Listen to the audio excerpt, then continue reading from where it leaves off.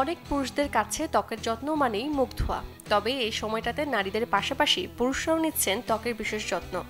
আবার অনেকেই ত্বকের ধরন না বুঝেই নিচ্ছেন বিভিন্ন ধরনের ফেসিয়াল এবং মুখে ব্যবহার করছেন বিভিন্ন ধরনের প্রসাধনী, যা ত্বকে ক্ষতিকর প্রভাব ফেলে।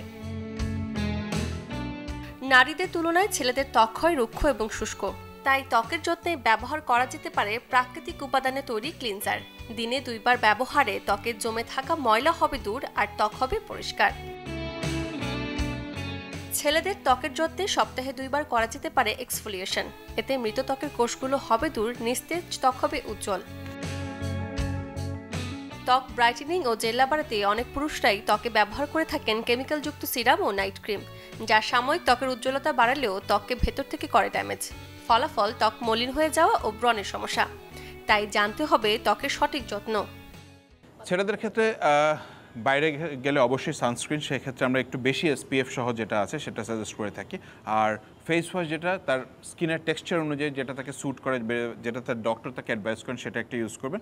আর অবশ্যই ড্রাই সিজনে উনি একটা ভালো ময়েশ্চারাইজার ইউজ করবেন, দ্যাটস ইট, আর কিছুই না। আর খুশকি থাকলে কিটোকোনাজল শ্যাম্পু, আর খুশকি না থাকলে দেখা যাচ্ছে যে নর্মাল যে শ্যাম্পুটা তাকে স্যুট করছে সেটাই ইউজ করবে। এখনকার দিনে দেখা যাচ্ছে যে যতই আমরা আরবানাইজেশনের বা শহরে সূচনা হাসান, চ্যানেল 24, ঢাকা। স্কিন আরও বেশি ড্যামেজ হয়।